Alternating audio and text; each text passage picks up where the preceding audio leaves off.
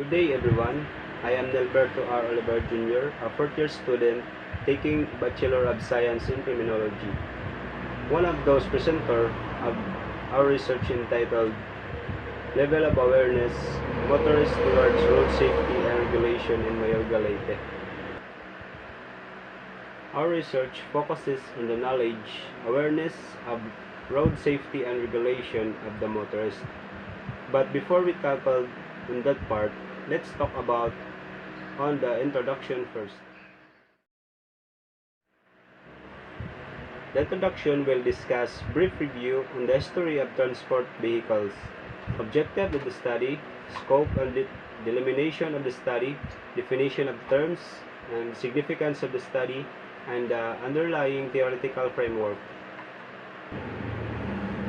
In the 19th century, scientists realized combining of steam engines and bicycles could improve transport on public roads.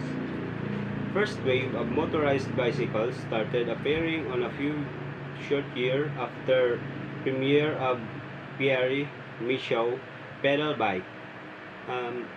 True revolution of motorcycle technology happened in 1885 when two German inventors produced first motorcycle with gasoline internal combustion engine. It is said that at early 19th century, the first transport vehicle on public road was pedal bike, which invented by Pierre Michaud, and then followed by motorcycle with gasoline internal combustion engine that were produced by two German. The Second World War was the starting of widespread of motorcycle all over the world because of low cost of materials. Motorcycles began in the second half of 19th century. It is said to be the safety bicycle with identical front and rear wheels driven by a pedal crank mechanism. It started to be a popular and commonly used because of fast-changing revolution on its features. With the help of the technology improvements and because most of people used motorcycle on their daily lives and other purposes, it became prone to accident and even causes of death. From that, our research wants to show how far was the knowledge or awareness of the drivers on the road safety and regulation. The objectives of our study, of our research. This study aims to determine the awareness of motorists in road safety and regulation. Specifically, first, to raise awareness of the importance of road safety and regulations to the motorist. Second, to be able to identify if motorists are lack of awareness or not. Third, to specify the different road safety rules and regulation. Lastly, to identify if motorist is knowledgeable about road safety and regulation. The scope and delimitation of the study. This study focuses on the awareness of motorists in road safety and regulation. The respondents of this research are any motorist who is willing to answer our questions, and also limited to respondents to answer, and it is only limited within Mayorga Leyte municipality. Definition of terms. For better understanding, the researchers provided conceptual and spiritual scope and delimitation of the study. This study focuses on the awareness of motorists in road safety and regulation. The respondent of this research are any motorist who is willing to answer our questions, and also limited to the respondent to answer, and it is only limited within the Mayorgas municipality. Definition of terms. For better understanding, the researchers provided conceptual, and operational.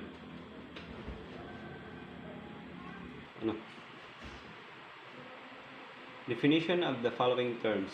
Road safety means method of measures aimed at reducing the likelihood or the risk of persons using the road network getting involved in a collision or an incident that may cause property damages, serious injuries, and or death. Awareness, the quality or state of being aware, knowledge and understanding that something is happening or exists. Motorist, a driver of an automobile which only drive up to two-wheeled or type vehicle. Significance of the study. The result of this study will be beneficial to the following. One is Land Transportation Office or LTO. This will help benefit to identify the awareness of motorists towards safety roads and regulation.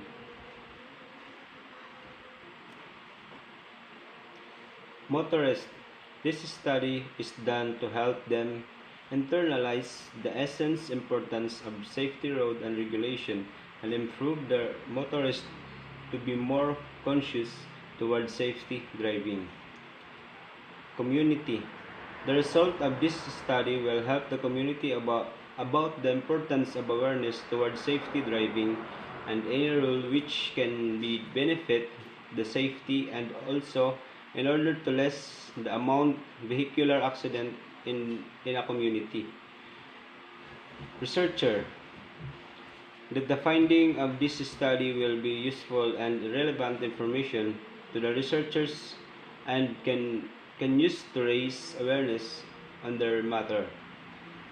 Features researchers. This study will serve as an available reference material for features researchers related to the level of awareness towards road safety and regulation. Theoretical framework. The underlying theoretical framework is anchored on Kazimierz Jamrow's theory, the review on road safety and models. There are four types of theory. One is stochastic theory, second, causal theory, third, systematic theory, and last is behavioral theory. Stochastic theory.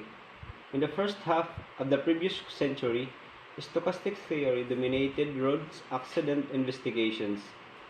Road accidents are studied as random events, and from the standpoint of the statistical accident theories throughout this time period. Brukiewicz, the forerunner of the random events theory.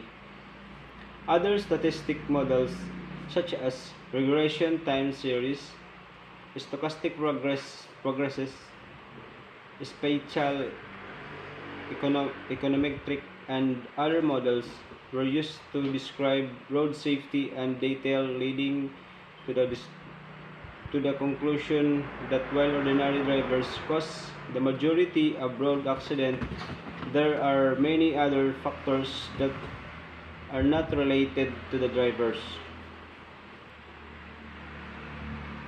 Causal theory. In causal accident theories, there are two primary trends: deterministic sequence of events and probabilistic set of factors. The systematic theory brings together data from individual accidents to develop a body of knowledge about the system and its stability. To identify the relationship and dependencies that affect accidents, systematic theories and models are used. Behavioral theory.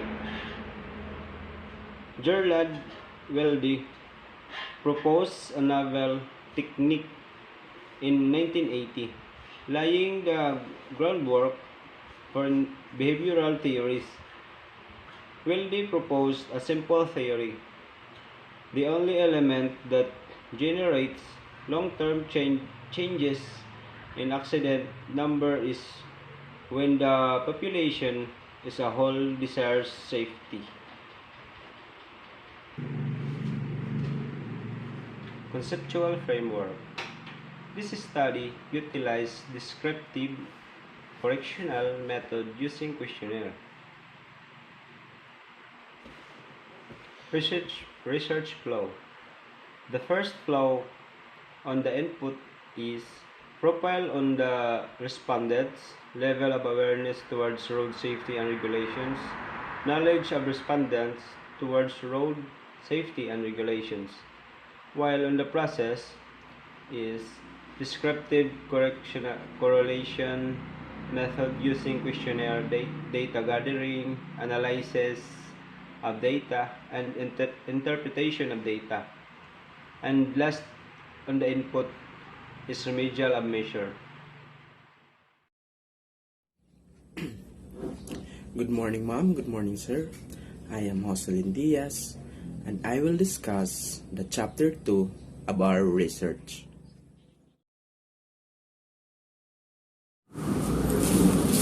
This chapter presents the related literature and studies throughout different sources.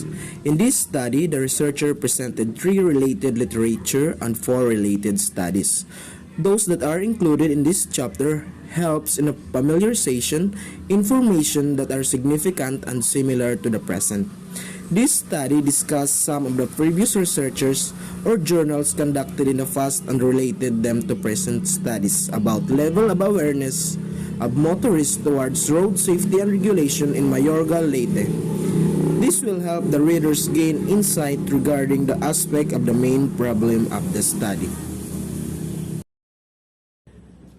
Then, our related literature, Dragnovic and Twesc 2006, despite major advancement in traffic safety, the number of deaths and injuries on the road is still much too high.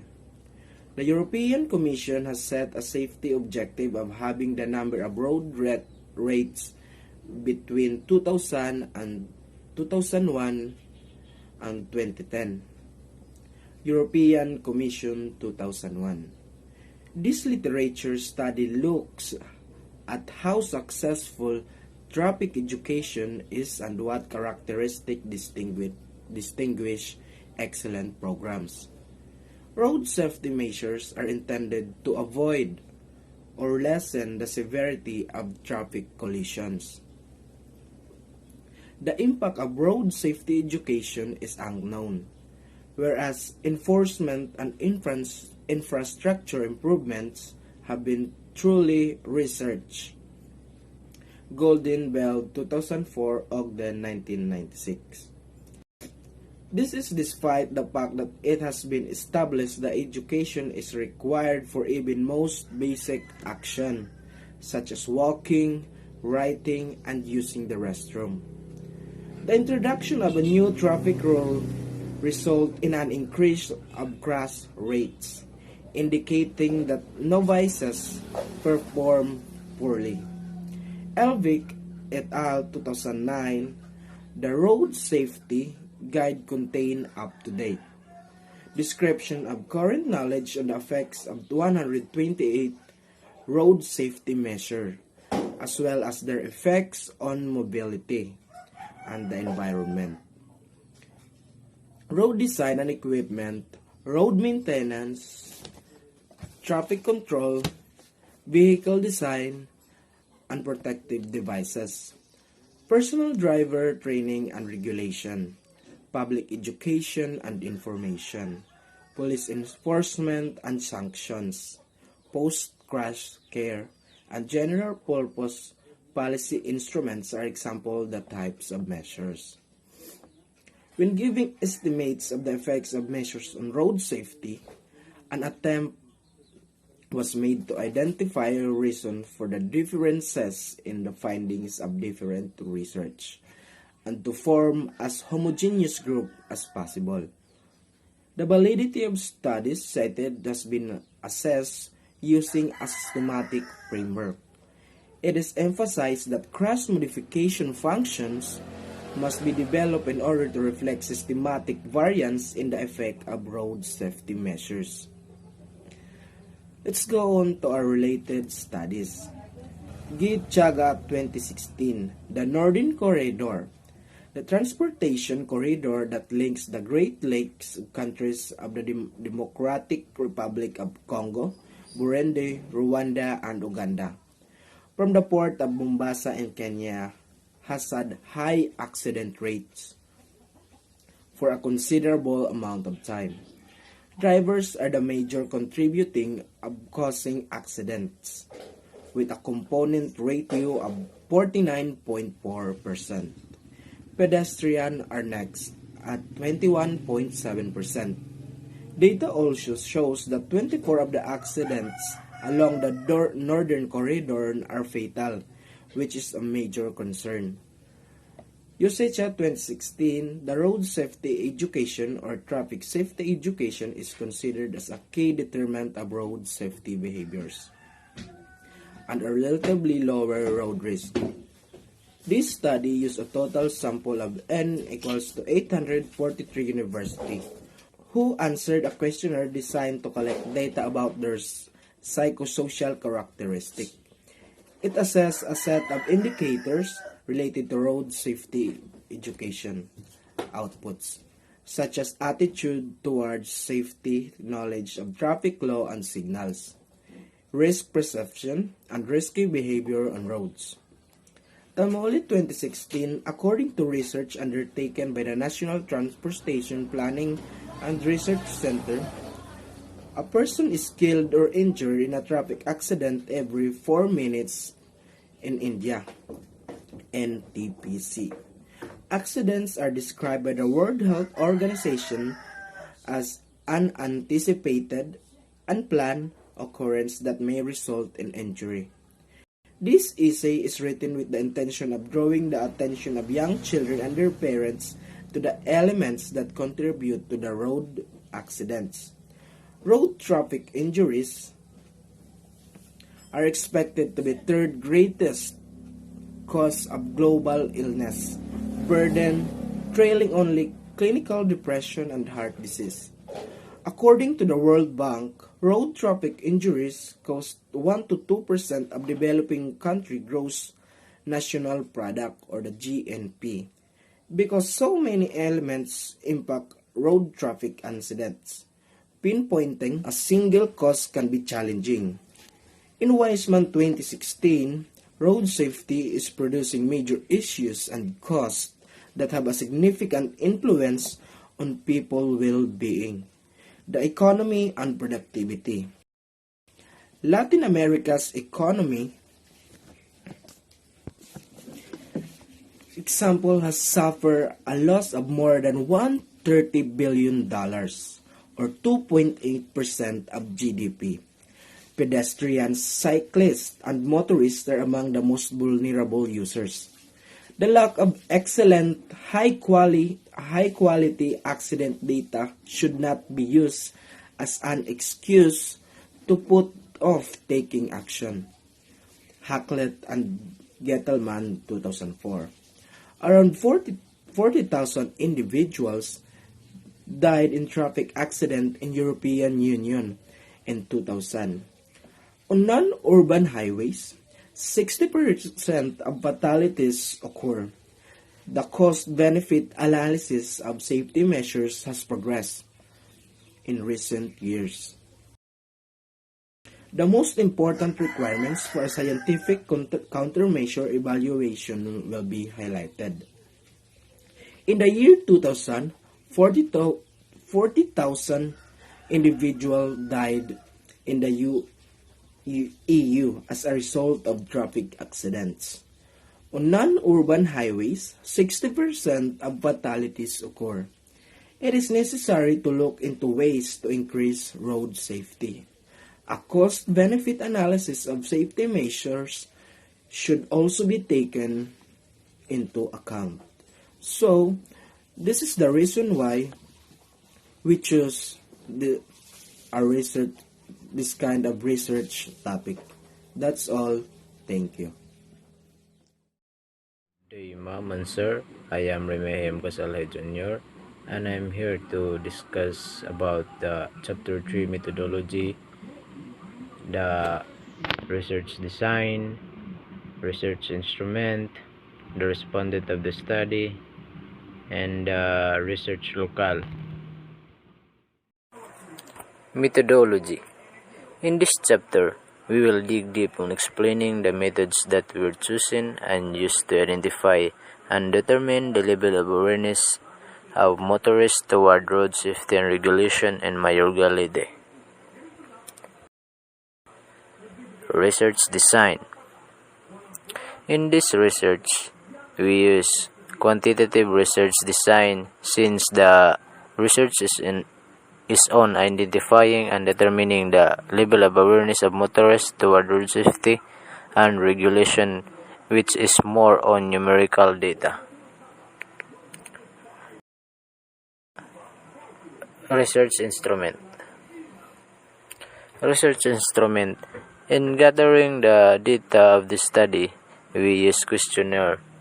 It is important to know the little background of the respondent. So the first part of the questionnaire covers the respondent profile. The last part is on determining the level of awareness of motorists toward road safety and regulations. The respondent of the study. The respondent of the study are selected motorists with a total of 50 motorists in Mayorga Leyte. Research locale. The study will be conducted in Mayorga Leyte.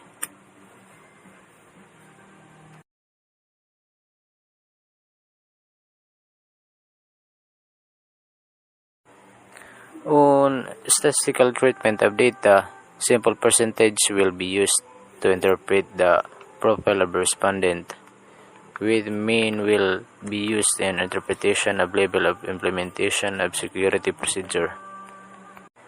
And we will come up our respondent answered 90% to 100 very aware, 75% to 89% answered aware, and 65% to 74% answered less aware, and lastly 64 below answered unaware. Ang among pagkanaphan on percentage, for example, our respondent is 50 respondents, then our respondent answered aware is 20, then gindivide naman ito into 50 to 20, then an answer then multiply by 100, and we will come up the percentage of our answer. That's all, and thank you. Good day, sir. So in this video, I will discuss the Chapter 4 and Chapter 5 of our research, which is level of awareness of motorists towards road safety and regulation in Mayorga Leyte. So in Chapter 4, this presentation and interpretation of data.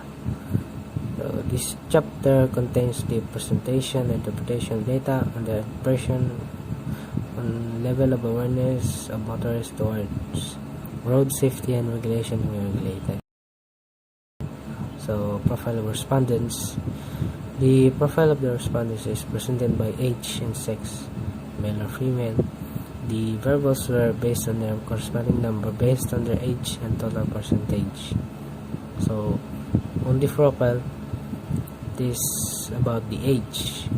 So from 18 to 21, number of respondents based on their age category is about 10 respondents and the total percentage is 20%, and it is in rank 2. From 20 to 25 years old, there are 30 respondents, which is 60%, and it is in rank 1. And 26 to 29 years old are 7 respondents, which is 14%, and it is in rank 3. So 30 to 35 years old, there are only 2 respondents and 4%, and in rank 4. So the 36 above is only got 1 respondent, which is 2%, and it is in rank 5. So in about sex, which is male and female, male got 33 respondents, and it is equivalent to 64.7%, which is in rank 1, and it's only in second rank, which is the female, that got only 17 respondents, which is equivalent to 35.3%.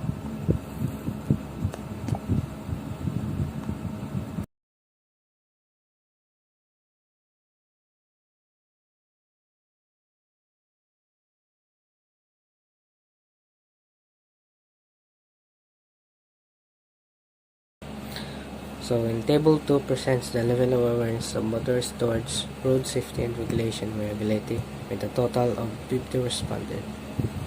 So the scale is from 1 to 5, and score is from 1 to 10. Respond is based on the respondent, which is corresponded by their score. Weight, which is the percentage based on the respondent's score, who got highest score from the lowest. And interpretation, which is we're aware, less aware, and unaware.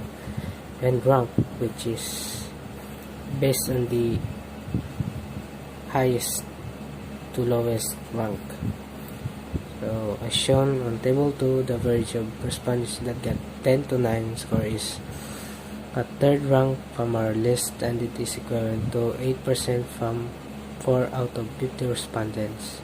The average of respondents that got 8 to 7 of score is at first rank on our list. It is equivalent to 60% from 30 out of 50 respondents. The average of respondents that got 6 to 5 of score is at second rank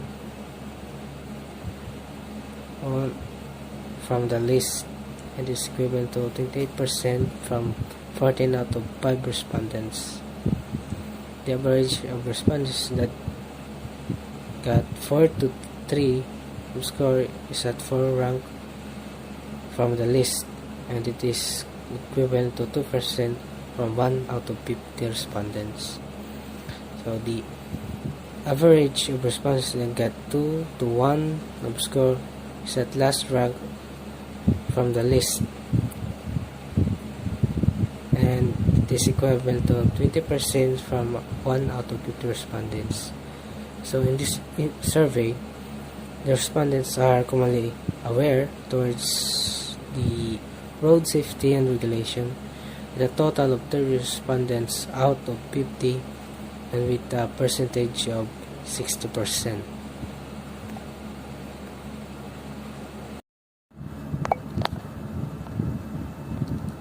So, Chapter 5, Summary, Conclusion, and Recommendation. This chapter presents the summary of findings, conclusion drawn, and recommendation. So, summary findings. On the profile of respondents,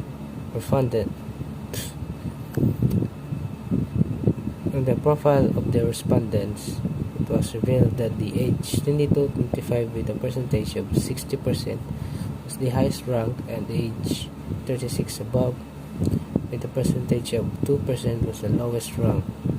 As to the respondents designated to the corresponding sex, male or female, that male with the percentage of 64.7% was the highest rank, and the lowest rank are the female with a percentage of 35.3%.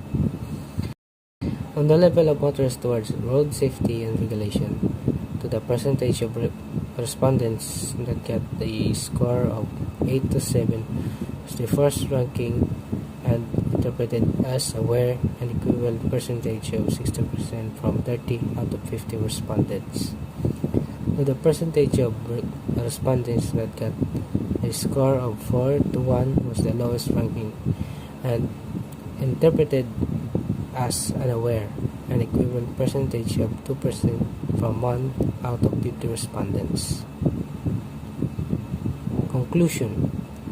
Based on the analysis of the data gathered on the level of awareness of motorists towards road safety and regulation, the outcome of the survey based on the respondents' total score and percentage was aware, which is respondents in municipality of Mayaga are more likely aware in terms of road safety and regulation. Recommendation. The findings of the study led the researchers to recommend the following. First, be aware to road safety and regulation. Second, always alert while driving a motorcycle. Third, focus on your driving. Fourth, always remind what types of road sign you see. Fifth, LTO must have a program to educate others about road safety and regulation.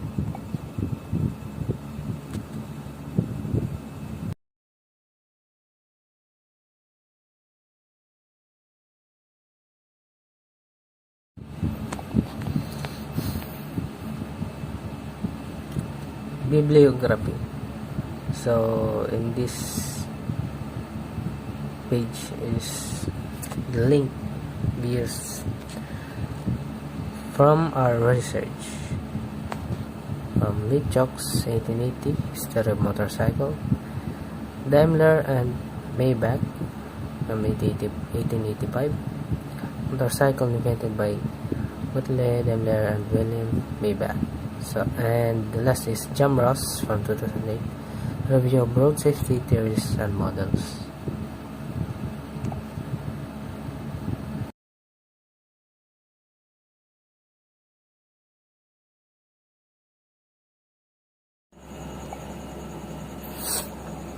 Appendix 4, Picture during the survey. It is located from Mayorga Poblacion 2.